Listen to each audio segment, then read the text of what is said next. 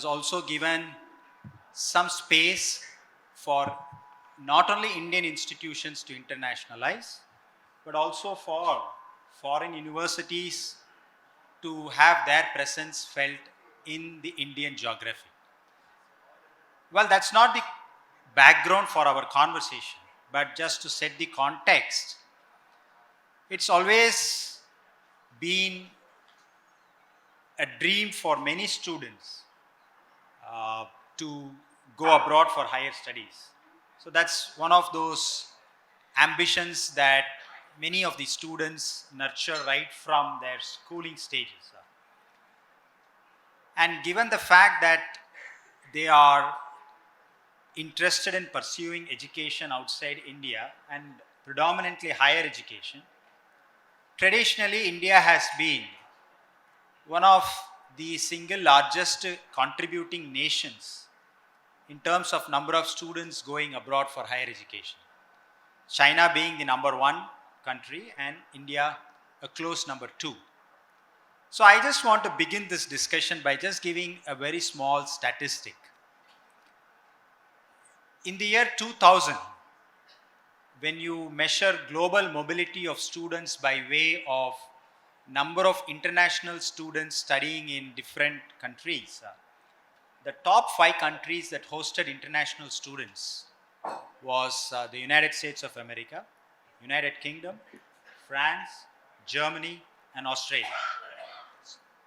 And then in 2020, the top 5 countries, again, the United States of America, UK, new entrants were Canada, and then Russia and Australia. But France and Germany still had a significant share of the number of Indian students coming. Another interesting statistic is, for example, Australia. Amongst the total number of students studying in Australian universities, close to 32% of the students are foreign nationals, which means, the total number of student population has got significant international community of students studying in Australia. And France and Germany also, not in that large numbers, but a significant population. So the statistic clearly says that international students in foreign university campuses is one kind of an experience not only for the students, but also an engagement model for universities in different countries. So let me begin this discussion by requesting all the 3 consul generals from France, Australia, Germany to have their opening remarks on, according to them, what do you think is the key differentiator that attracts Indian students to your home universities? So in any particular order, I just leave it to you. You can decide who wants to go first, and then your opening remarks, please. There were 3 reasons which brought me here today. First one is ThinkEDU is a very renowned conference on education, on higher education. Second one is I have arrived here in India only 7 months ago, and what I have noticed and what I'm stunned about every day still is this ambition to learn. So I meet almost everybody I meet wants to learn, and the kids want their kids to learn and to get a better education and a better life. And the third reason is when I was a student, I had the chance to study abroad for 1 year, which was at the time when I did my studies in the early 80s, not a very common feature, especially not in law. So thank you very much for inviting me here. Well, why should you study? Why should you come to Germany and study at a German university? You said that Germany wasn't among the 5 first-ranking countries.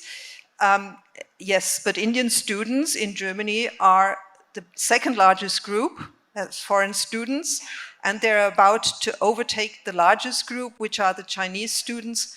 I'm sure that during this year, India is going to overtake China, not only population-wise, but also in the number of students in Germany. Last year, it was 35,000, so I hope we'll scratch the 40,000 this year.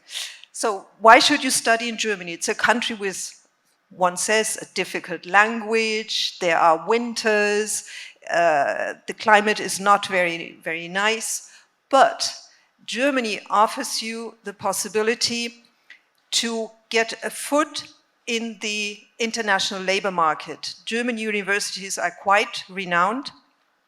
And they're all state universities, right? I mean, public most universities. of them are state universities. So we have 106 universities, 216 universities of applied sciences, 21,000 study programs, and 1,600 MA and BA programs in English language. So you can study in Germany without knowing German, but I think you should know German because you're going to miss a lot if you don't.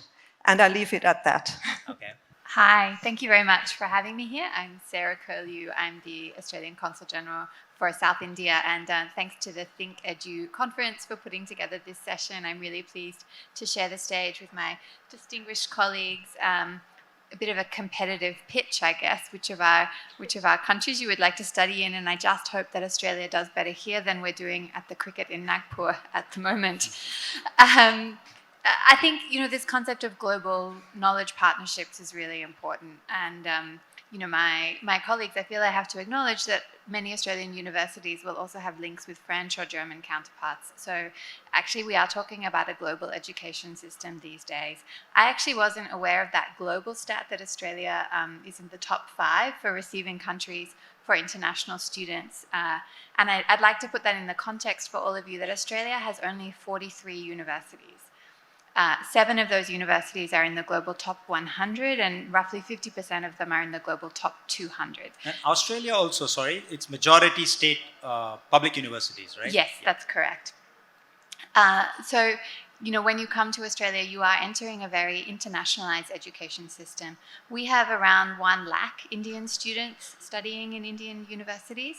And for us, our Indian community is such a valued part of our multicultural society. We now have around 1 million Australians of Indian origin, and we have a population of just 26 million. So you can really see what a welcoming place Australia is for India. If I come specifically to the kind of strengths of our education system, I've spoken to you about the quality. Our universities are very good in general. Also, there's a value proposition there. So students who go to Australia have work rights while they're studying.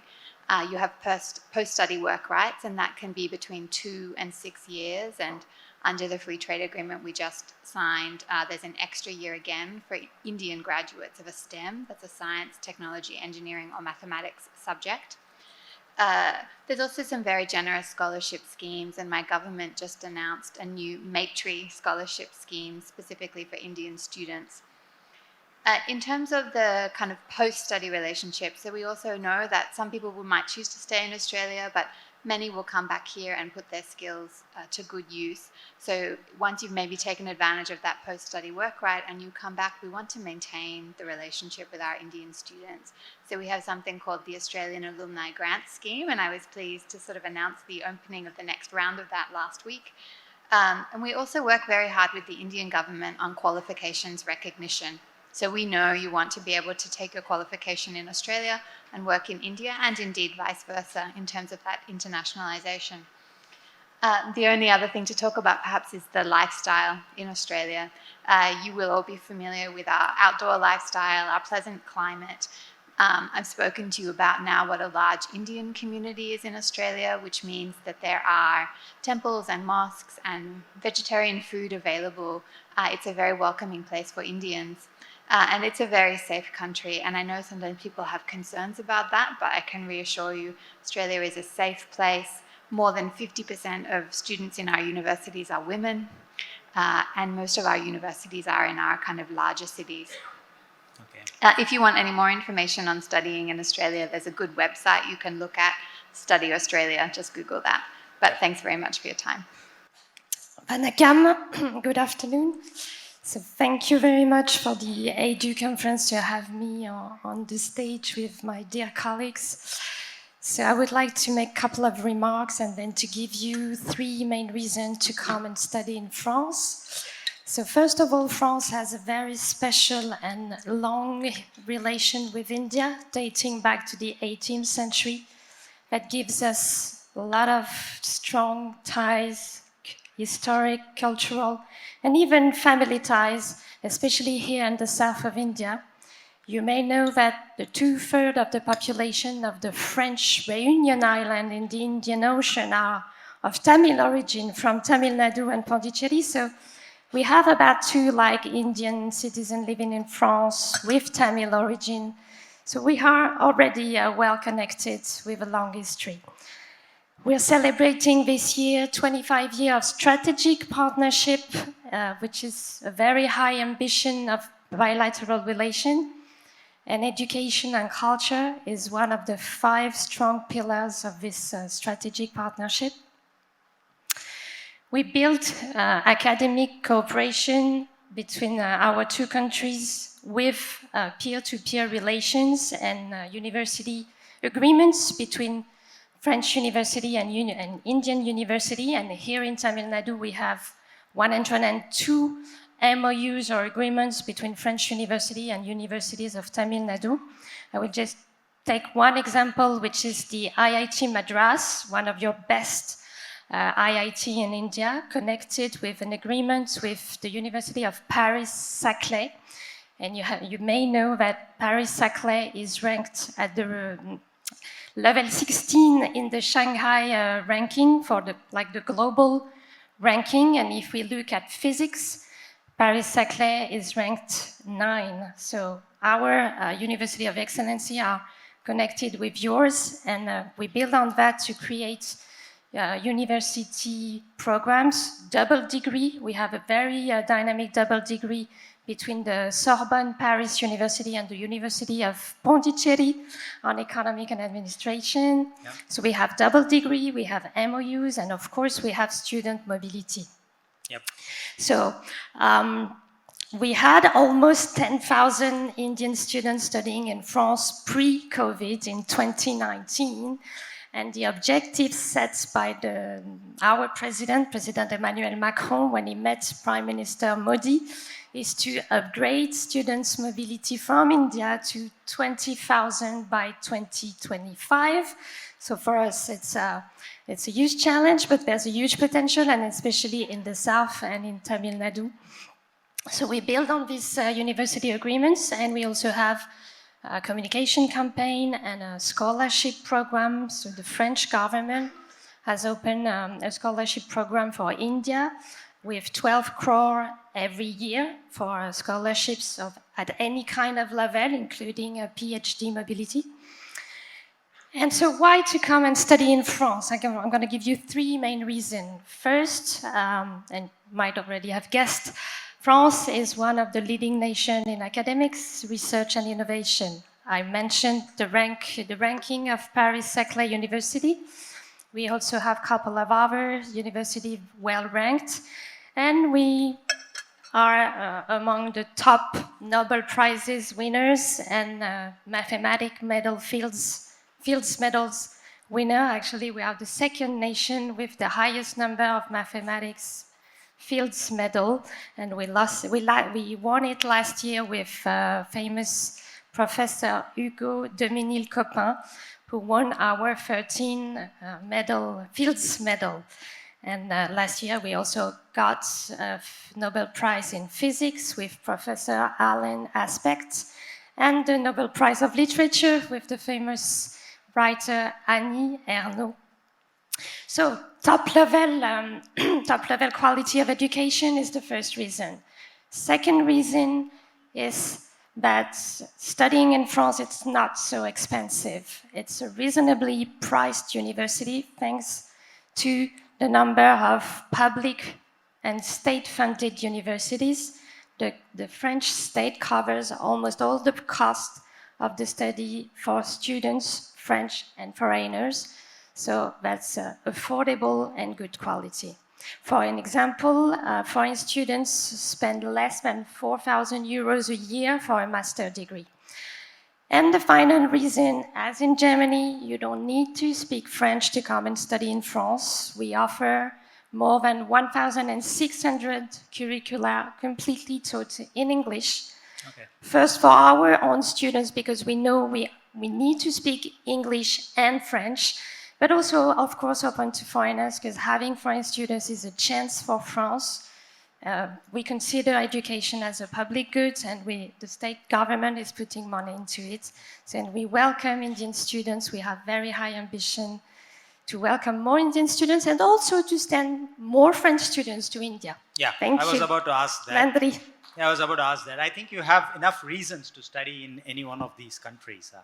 And given the fact that you have a target to double by 2025, and you're also hoping that the Indian students will be outnumbering the Chinese hopefully next year.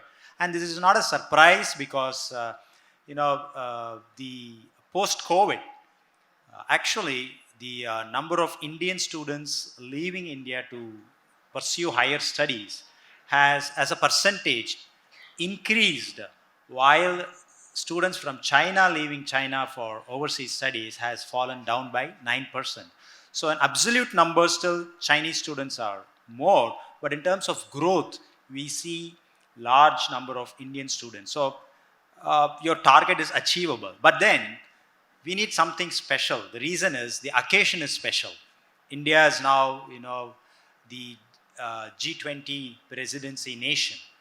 Now, during this time, how do you think, with the growing number of Indian students coming to universities in all these three countries, how do you think you will be better prepared and make sure that students are given some, I'm not saying special privileges, but they feel, because today, this morning we had a session on how education has to be student-centric, learner-centric. So what are some interesting learner-centric initiatives that the universities in your home countries will be able to offer for foreign students and more particularly to Indian students? Well, I would say one advantage of the German education system in general, not only at universities or universities of applied sciences, is that they very well combine theory and practice. So if you want not only to have an academic education, academic studies, but also want to try in practice what you have learned at universities, then you're very well placed in a German university. So that's a huge advantage. You get that hands-on feeling. Exactly. I mean, especially in the universities of applied sciences, but also in a let's say normal universities. Even in a matter like I studied law, even during my law studies, I went to court, and I had, for a period of a month or so, I had to work at court or in a lawyer's cabinet to be able to pursue my studies. So that's clearly one advantage. And I would also say you can continue that work because you're getting a work permit while you are studying, and even when you have finished your studies, you can, without any break, you can continue working in Germany. Okay. Anything? That's STEM. Any non-STEM? Yeah, I like this term. What is it? Learner-centered education. Surely that should always be true. I kind of can't think what education that is not learner-centered would be in the modern world. And I do think that these kind of connections between study and work are very important, and likewise our universities take them up. I want to take a slightly different angle on answering the question. As India has relaxed some of its education policies, we've seen Australian universities coming to India with some really quite innovative degree options.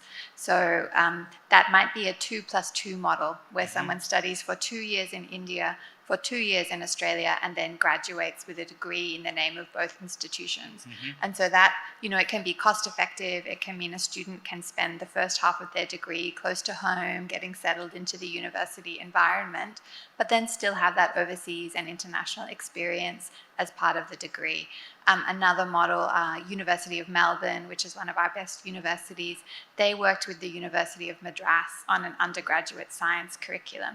So students here in Madras can study the University of Melbourne science curriculum, and then of course if they want to go to Australia for say master's level education, there's a very seamless transition. So I think increasingly we see universities looking for those learner-centered options that are also around how do we structure this to make sure students can get an international experience and also an Indian experience. You want to add something?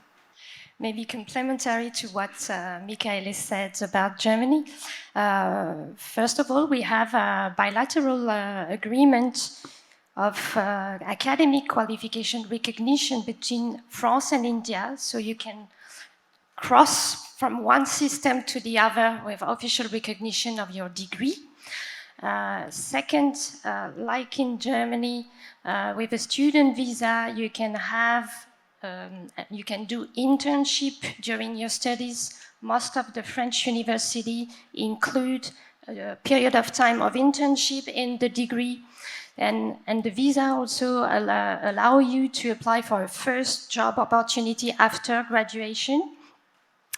And of course, students are looking for good job opportunities back home in India.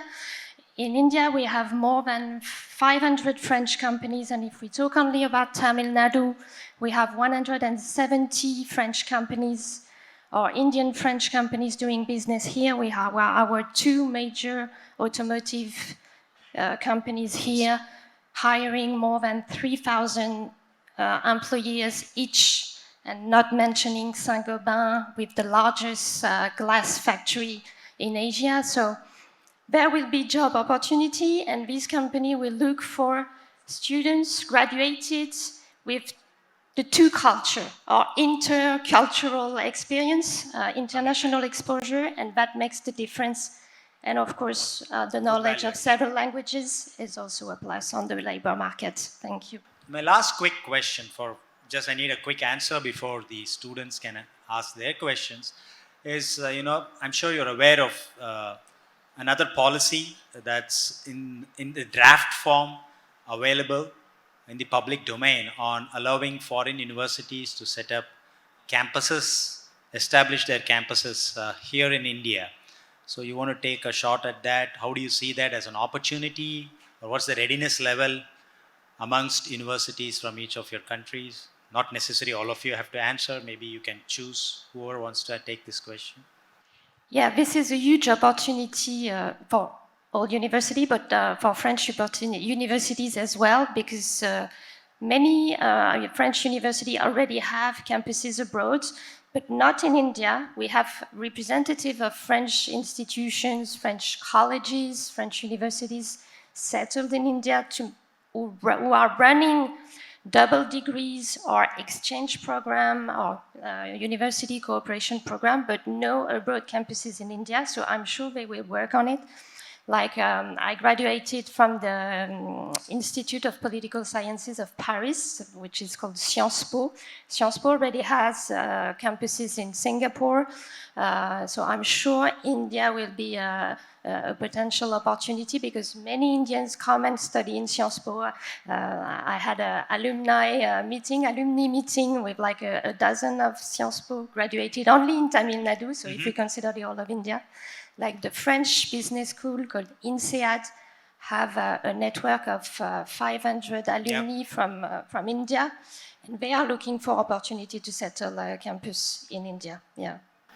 You want to answer? Yeah, just to add that I know our universities are looking at these opportunities very carefully, and actually it's a very positive signal that it sends, I think, for the appetite of India and Indians for higher education, right? There's just enormous demand for skilling, and we haven't really talked about the skilling component, but that's also something where we want to work with India on the future skills, the industry-led skills, and how can our training institutions also partner here in India. Okay. You also want to? Yeah, well, actually, our universities don't have such a tradition on going abroad. What we do, or what we did in two cases I know of, is to found, together with the host country, universities, like we did in Budapest or in Istanbul, German-Turkish University, German-Hungarian University. On the other side, research institutes, which in Germany do the bulk of research work, they have a tradition to have to go to foreign countries, like Fraunhofer Association, which is present here in India. They are really doing research work for companies, and this is something we do. Okay, so we have time for just two quick questions. Except for a visa, please ask any question. Recently, UGC approved foreign universities to participate in India. One concern raised by many authors and writers was that universities coming from foreign to India are not interested to do the capital investment, and they expect subsidies from the local government to establish all the infrastructure, and they will just send out the standards and syllabus and all those things. So, is there any plan from France, German, or French to bring in any of your reputed universities to India? And I what think is your that's expectation what they answered. with the government? I think that's what they answered. There is some interest level from France and Australia, and from Germany, a different model of engagement, though not necessarily a campus presence. There are, for example, IIT Madras, when it started, had the first hand-holding facility from Germany, so they are interested in some such research engagements in India. So that question was answered. So you have any other question? I'm just making your life easier. Yeah. My question would be, where can I get written information on all of that has been said here?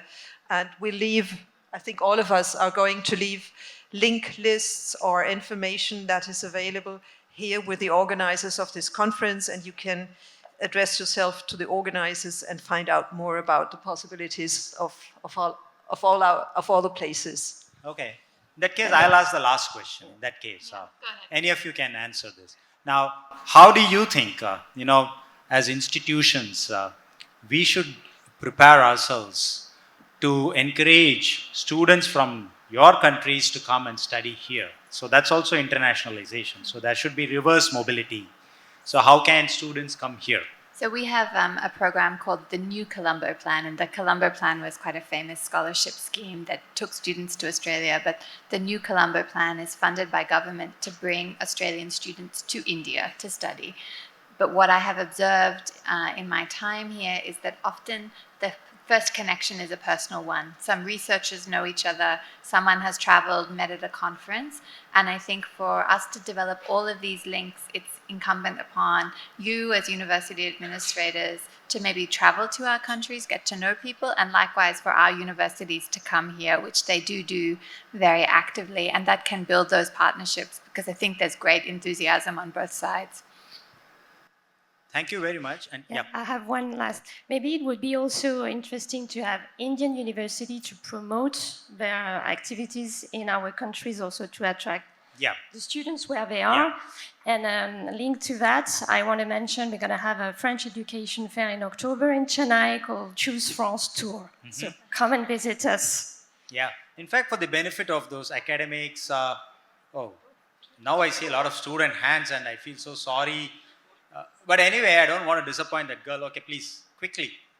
So is there a possibility that you can set an online where you can attend courses from here instead of setting a facility here? I mean, it can take a lot of time. So. Okay, the UGC draft regulations prohibits online presence, but they have their own certificate courses available in various edtech platforms like Coursera. Correct me if That's I'm wrong. right. And so for Australia, you can undertake part of your degree online from here because you're enrolled in the Australian university. You'll graduate from an Australian university having completed some time on campus. So that's possible, but as you say, it's not kind of involved in bringing the campuses here. But maybe I'll just close with one interesting piece of information for academics, faculty and leadership from institutions. There are many initiatives from the Government of India side. The Gyan program, the Spark program, DST's Vajra. I mean, these are initiatives where the government of India, the Ministry of Science and Technology, the Ministry of Education, they are funding these international collaborative programs to promote academic relationship through research, through various types of engagement, and these are things that can actually internationalize and increase physical presence both ways, faculty and students, fully funded by the Ministry of Education, the Department of Science and Technology. So please use that opportunities as well, and a big round of applause to all the three who have shared a lot of information, and they definitely have a lot of information available in the public domain.